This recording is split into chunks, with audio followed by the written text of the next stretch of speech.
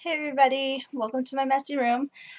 First things first, somebody wanted to see my galaxy nails, so here they are.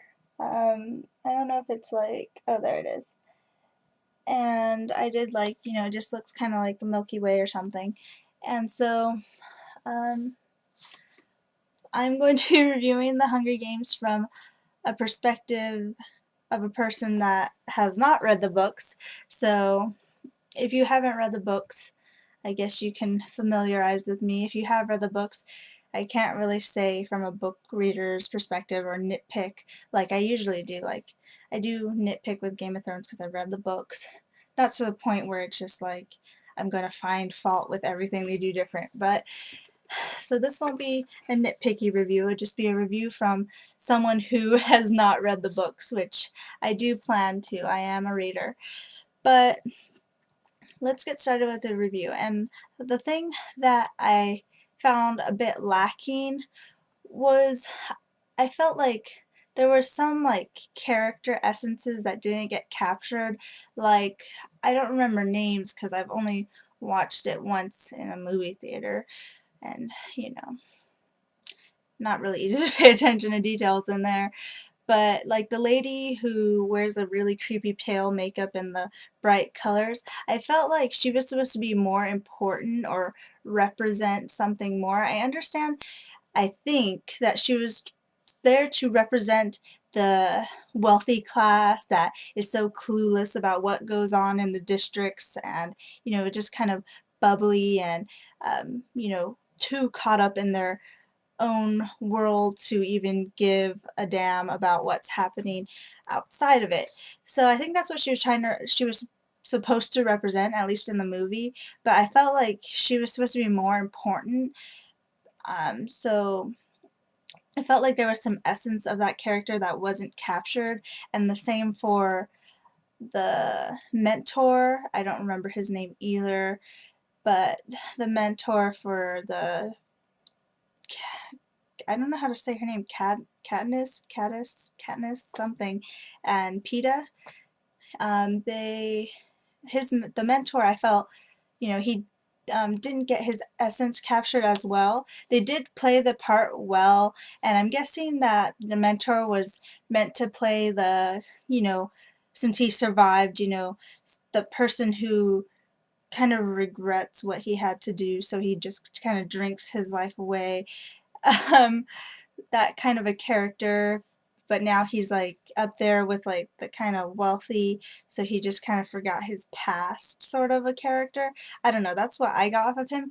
But then again, like I said, I feel like there was an essence of him that was missing, like something they didn't quite capture. Yes, they play their roles well.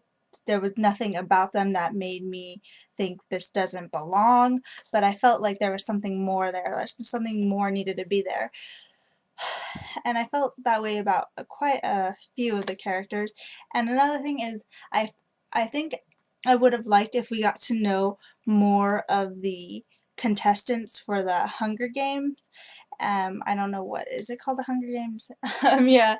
So I think knowing more of the cast would have been better, because we would have felt more of a emotional connection as you know each character died, or did this or did that. And I think having a little bit more about each of the contestants would have created more of an emotional bond, and they didn't really do that. You understood who were like the assholes of the group and who were like the more innocent, um, or I guess nicer people of the groups, but you didn't really know the actual contestant enough to feel anything when they passed away or got killed, whatever. Um, so I think those elements could have been tweaked, or would have made the movie a bit better. What I did love was the fact that it was political. Now, I've been reading a lot of things on the news that people are upset that it's a game where, children are killing children and teens. So, like, anywhere from, like, we had, like, children that looked about, like, 8 years old to, I guess, about 16, 18, I don't know, I'm bad with children's ages. So we had like teens and like younger children, and people were getting upset because, they were killing each other off. They're fighting for their lives. And it's just like, that's the point. Like, it's supposed to be a sick game. It's supposed to be something terrible, savage, brutal, sickening. I don't think it's meant, oh, I think it'd be fun if we got a bunch of kids to kill each other for entertainment. No, it's political. It's supposed to be sick. It's supposed to show you, the proper people are really monsters. Or at least this is what I'm getting from it, is that, it is savage, it is sick, and that's the point, because these elites are up here, thinking, oh, it's all fun and games, and um, it's gross. It's sick. I don't think the author of the books was like, I'm a sadistic sicko, so I'm going to have a bunch of kids kill each other. No, he wanted to reflect the kind of attitude that these people had, that they would have as punishment for uprising these kids sent to kill each other off until there's one winner. And I just think that's the point. I don't think like, oh, kids killing each other, that's, we shouldn't do that, blah, blah, blah. It's supposed to be sick. It's supposed to be sadistic. It's not supposed to be all like la-di-da-di world. It's not freaking Disneyland. So I don't know why people were complaining about it, because I think that's what it's supposed to do. It's supposed to make you feel like, oh my God, kids are killing each other. That's terrible. And I like that, because it's not Fantasyland. It's, a trial in these people's lives. It's supposed to be a very sad, sick thing. And I like the politics of it all. I like how it's just more than action and games, or sadistic games. um, it is political as well, because you have the upper or rich class just being held up by the backs of these poor, I like deprived people. And I don't think they gave us enough about the districts and the people there, but from what you see, they're stuck in these little sections, and they each have their own, I guess, purpose to support, the capital or whatever. And um, they don't have much. They're living in shabby homes. They have to trade. They like scrounge for food. And I think it was mentioned that you can get resources from like the elites, but the more you get resources for them, the more you have to put your name down to get, and it'll be put into the drawing for the Hunger Games. So, see, like certain things like that, like I said, they didn't focus on enough. Things like that, where, I'm kind of trying to remember what they said about certain things. But then you have like the top of the tops, like the politicians, and the rich class, the wealthy class, are just like, oh, it's all fun and games. We like to see these people fight for the death or whatever. And then you have the political people who are, doing this for a purpose. It's more than just fun and games. They're doing it for political reasons. And, basically, how they put it in the movie was, if you give these people only fear, eventually they're going to rise up, because they have nothing else to live for. But if you give them a little bit of hope, then they'll stay where they are, and they'll be like, things will get better, things will get better. And then if you give them too much hope, like, yay, we have a hero now, then they'll like rally behind that hero and uprise. So they're trying to keep everything balanced by these Hunger Games.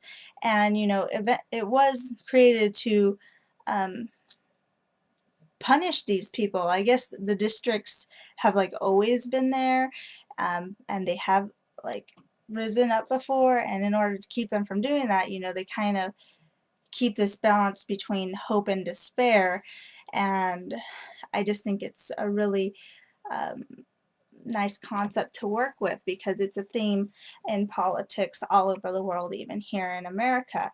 And I really, really, really enjoyed that, more so than anything.